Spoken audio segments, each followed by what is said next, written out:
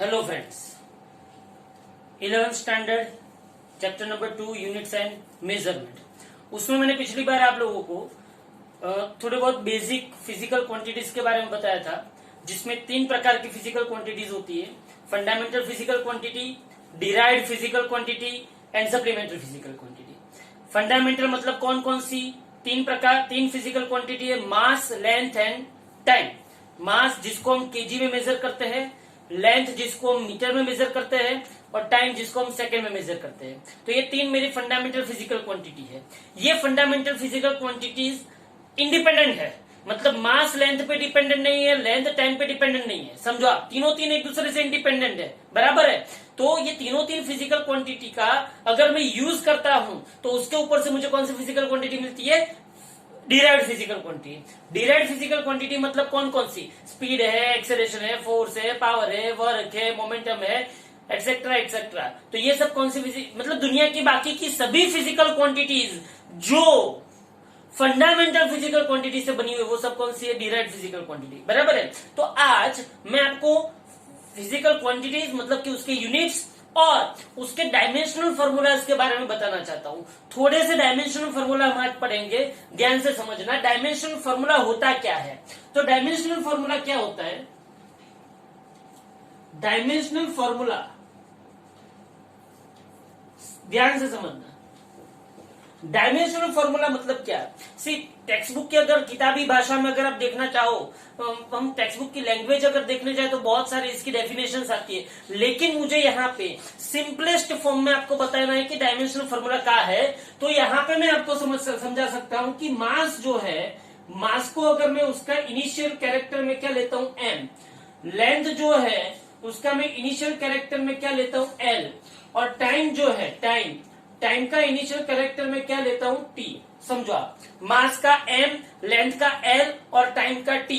तो कोई भी फिजिकल क्वांटिटी के यूनिट को, कोई भी फिजिकल क्वांटिटी के यूनिट को एमएलटी के फॉर्मेट में अगर मैं बताऊं, एमएलटी के फॉर्मेट में अगर बताऊं तो वो क्या होगा? उसका dimensional formula MLT, mass, length and time. तो कोई भी फिजिकल क्वांटिटी को हम एमएलटी के फॉर्मेशन में बता सकते हैं। तो वो कैसे? ये रिप्रेजेंट करने की एक मेथड है, समझो आप। मैं अभी बता रहा हूं कि कैसे मेथड ये बताते हैं, मतलब इसका कोई कैलकुलेशन नहीं आता है, लेकिन ये कोई भी फिजिकल क्वांटिटी को रिप्रेजेंट करता है कि ये फिजिकल क्वांटिटी के अंदर इतना मास है, इतना लेंथ है, इतना टाइम है। समझ में आ रहा है? उसका पावर बताता है। क्या बताता है? उसका power of MLT, power of MLT. ध्यान से देखना। चलो, तो पहली फिजिकल क्वांटिटी में लेता हूं मास, ध्यान से समझना। अच्छा भाई मास को किस में मेजर करते हैं? केजी में मेजर करते हैं। Very good. तो इसका एमएलटी क्या होगा? चलो मुझे बताओ, मास में कहीं पे भी टाइम आता है? मास में कहीं पे भी टाइम आता है? नहीं आता। टाइम नहीं आता है, इसलिए उसके ऊपर एक्सपोनेंट क्या हो गया? 0। मास में कहीं पे भी लेंथ आती है? नहीं आती, तो उसके ऊपर 0। मास में मास आता है? हाँ। अरे भाई, केजी की कितना एक्सपोनेंट है? ये केजी जो है उसका एक्सपोनेंट कितना है? कुछ नहीं है, मतलब 1। कुछ नहीं है मतलब 1। तो m के ऊपर क्या लगा दो? 1। तो आपको मास का डायमेंशनल फॉर्मूला मिला m1l0t0। ये किसका डायमेंशनल फॉर्मूला हुआ? मास का। दूसरा, अगर मैं आपको लेंथ के बारे में बता दूं, लेंथ मतलब लेंथ को किस में मेजर करते हैं? मीटर में। किस में मेजर करते हैं? मीटर में हम लेंथ को मेजर करते हैं। तो मैं यहाँ पे आपको बता सकता हूँ, लेंथ को मीटर में मेजर करते हैं। बोलो, लेंथ में मास आता है? नहीं। जो नहीं आता है उसके ऊपर 0। लेंथ में टाइम आता है? नहीं। जो नहीं आता है उसके ऊपर 0। लेंथ में मीटर मतलब लेंथ खुद आती है ना, उसके ऊपर कितना एक्सपोनेंट है? एक ही एक्सपोनेंट। कितना एक्सपोनेंट? 1। तो ये एल के ऊपर क्या लिख दिया? एल। तो इसको बोला क्या जाता है कि लेंथ का डायमेंशनल फॉर्मूला, लेंथ का डायमेंशनल फॉर्मूला पूछे तो m0l1t0। m0l1t0 किसका डायमेंशनल फॉर्मूला है? लेंथ का।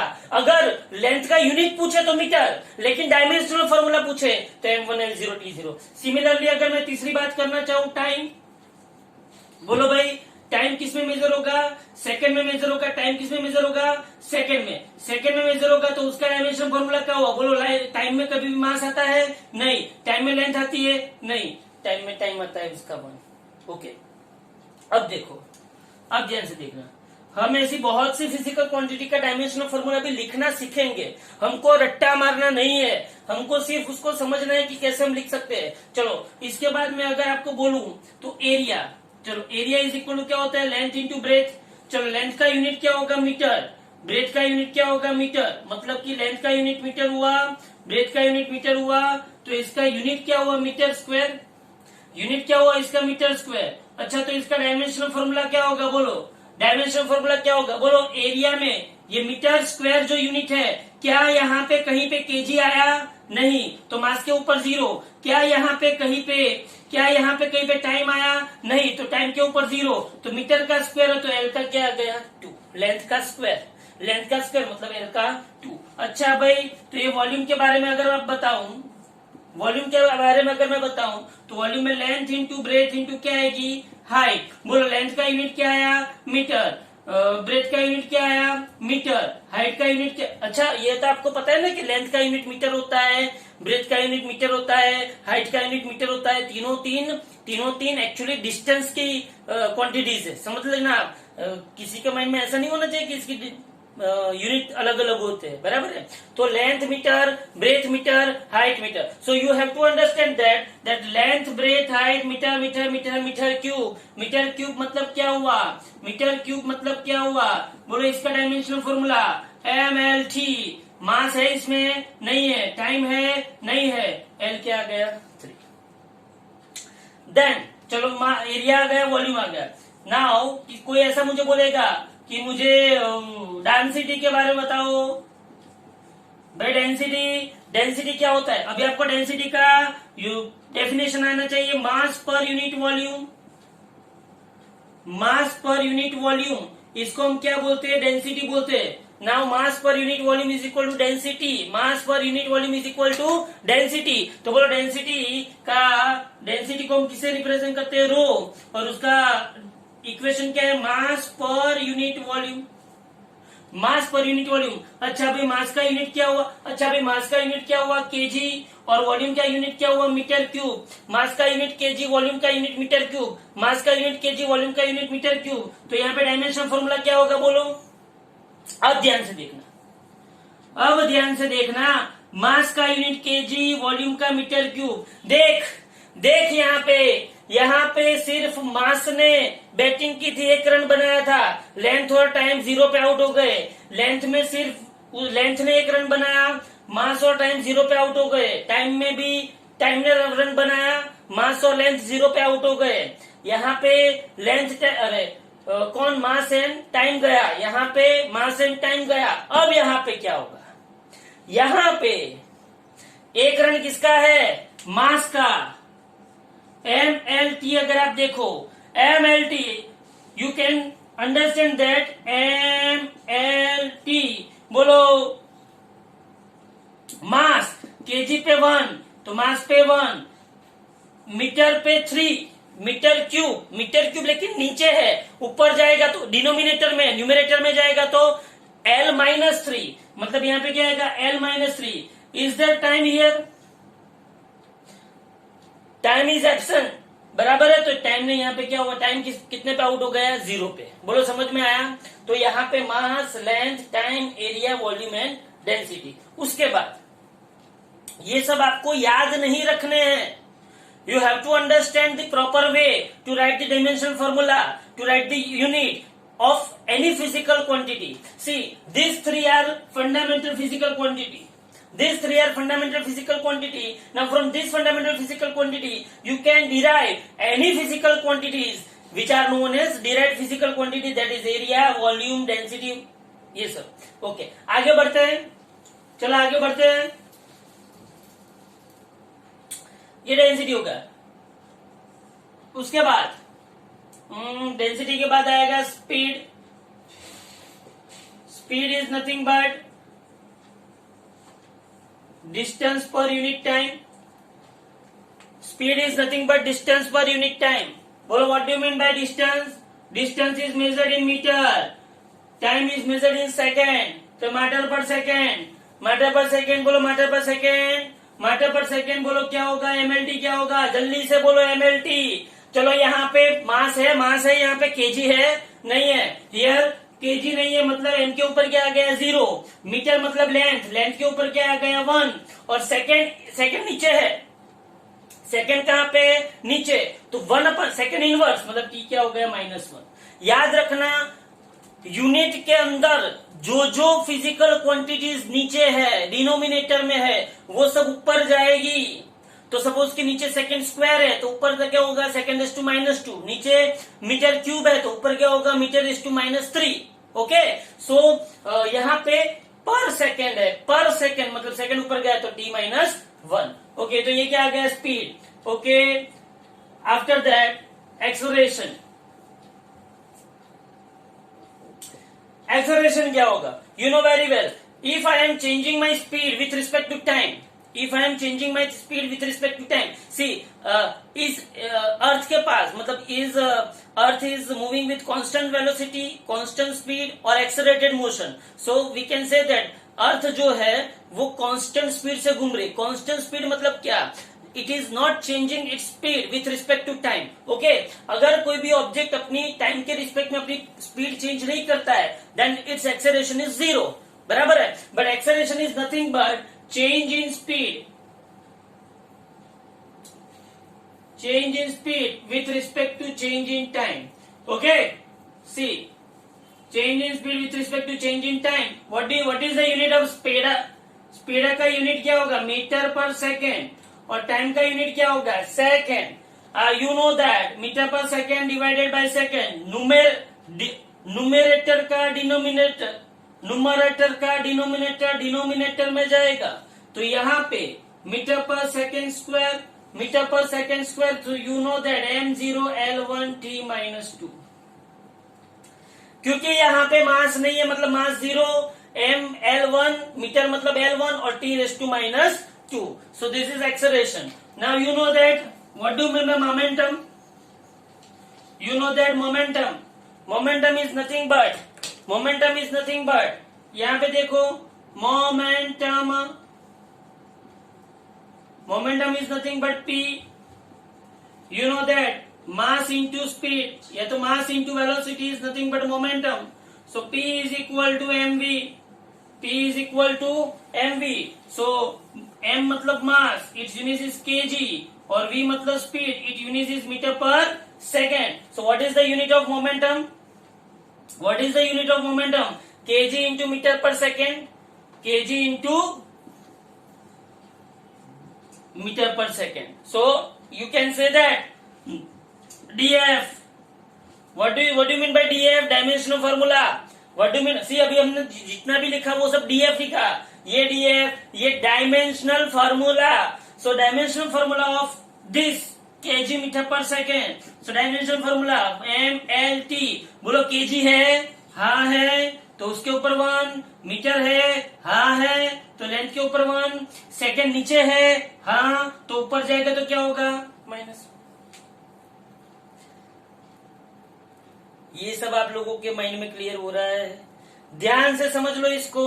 तो ये क्या है मोमेंटम। अच्छा भाई, फिर आप लोगों को एक चीज पता थी 9th 10th में, आप लोग ये समझ में आ गया ना, speed acceleration and momentum. Okay, फिर आप लोगों को एक चीज आपको पता होगी 9th 10th में आप लोग पढ़े, 9th में पढ़े थे आप लोग Newton second law of motion, बराबर है। So Newton second law of motion क्या था, Newton second law of motion क्या था, तो Newton second law of motion था वो आपको फोर्स देता था, क्या देता था आपको force. What do you mean by force, तो Newton second law of motion क्या था, rate of change of momentum, rate of change of momentum with respect to time, with respect to time। see, this is nothing but with respect to time is known as external applied force, external applied force। okay, so this is force का यहाँ पे आपको पता होना चाहिए कि rate of change of momentum मतलब कि I am changing momentum with respect to time। see, this is nothing but delta p by delta t। I am change in momentum, change in momentum with respect to change in time। तो change in momentum with respect to change in time. So F is equal to delta P मतलब final momentum minus initial momentum, तो P2 minus P1 अपन time क्या हो गया T, समझ लो। तो F is equal to P is equal to mv, तो यहाँ पे क्या होगा mv2 minus mv1 by T. But acceleration क्या होता है, acceleration A is equal to क्या होता है v2 minus v1 by T. So F is equal to v2 minus v1 by T को हम क्या लिखेंगे A, एक्सलेरेशन। सो ये आपको डेरिवेशन 9th में था, बराबर है। इसके अलग अलग फॉर्मेट से यहां पे हमने क्या कंसीडर किया है, मास इज कांस्टेंट। ये सब मैं बाद में आपको बताऊंगा कि रियलिटी में न्यूटोनियन मैकेनिक्स जो है, न्यूटोनियन मैकेनिक्स उसमें मास कांस्टेंट होता है, जबकि आइंस्टाइन का जब रिलेटिविटी आती है, आइंस्टाइन क्या बोलता है, न्यूटन क्या बोलता है कि जब आप कोई भी मोशन करते हो तो आपका मास क्या रहता है कांस्टेंट, जबकि आइंस्टाइन क्या बोलता है कि जब आप मोशन करते हो तो आपका मास इंक्रीज होता है। क्या होता है, आपका मास इंक्रीज होता है, बराबर है। तो यहाँ पे simply F is equal to, आपको अभी न्यूटोनियन मैकेनिक्स ही समझना है, तो एफ इज इक्वल टू क्या है मा, तो एफ मतलब फोर्स, ये मास इंटू क्या हुआ acceleration. You know that mass into acceleration, याद रखना ये इक्वेशन तभी आता है जब मास कांस्टेंट रहता है। मास का यूनिट क्या है केजी, एक्सलेरेशन का यूनिट क्या है metre per second square. Mass का यूनिट केजी, एक्सलेरेशन का unit metre per second square. तो आप लोगों को यहाँ पे डायमेंशनल फॉर्मूला मिलेगा KG raise to 1, length raise to 1, T raise to -2। तो ये किसका आया, फोर्स, बराबर है। तो ध्यान से देखो ये फोर्स है। तो हमने अभी तक की कौन कौन से किए, मास किया, लेंथ किया, टाइम किया, एरिया किया, वॉल्यूम किया, फिर स्पीड किया, फिर एक्सेलरेशन किया, मोमेंटम किया, फोर्स किया, बराबर है। ओके, तो उसके बाद देखो ये फोर्स हो गया। फोर्स के बाद क्या आता है, मैं जब कोई भी ऑब्जेक्ट पे फोर्स अप्लाई करता हूं, if I am applying the force to the object, then it must be displaced, then मेरे पास क्या आता है work is equal to force multiplied by displacement, work is equal to force multiplied by displacement. Force multiplied by displacement को हम क्या बोलते हैं, वर्क बोलते हैं। क्या बोलते हैं, वर्क। तो यहाँ पे देखो work is equal to force multiplied by displacement. Force में क्या लिख सकता हूँ, मतलब मैं ऐसा लिख सकता हूँ work is equal to F D. So work is equal to force मतलब क्या होता है एम ए, और डिस्टेंस मतलब डी। तो work is equal to mad M A into D. अच्छा भाई, मास का केजी, एक्सेलरेशन का मीटर पर सेकेंड स्क्वायर और डिस्टेंस का मीटर। तो भाई मेरे को ये तीन मिला के क्या मिला, तो KG metre square per second square. तो मुझे फाइनल आंसर मिला m1, केजी का 1, लेंथ का 2, टी का -2।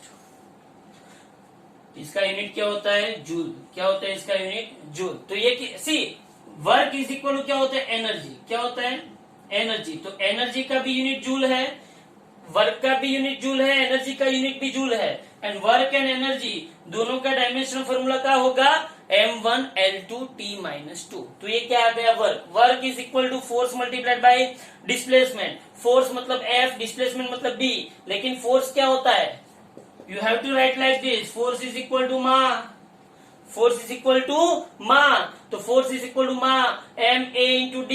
तो work is equal to mad, तो मास का kg, एक्सेलरेशन का मीटर पर सेकंड स्क्वायर, डिस्टेंस का मीटर। तो यहाँ पे आ गया kg इंटू मीटर स्क्वायर पर सेकंड स्क्वायर। ओके, अब उसके बाद एक लास्ट अभी करवा रहा हूँ। वर्क के बाद क्या आता है, मैंने वर्क किया लेकिन कितने टाइम में किया, तो उसके बाद आता है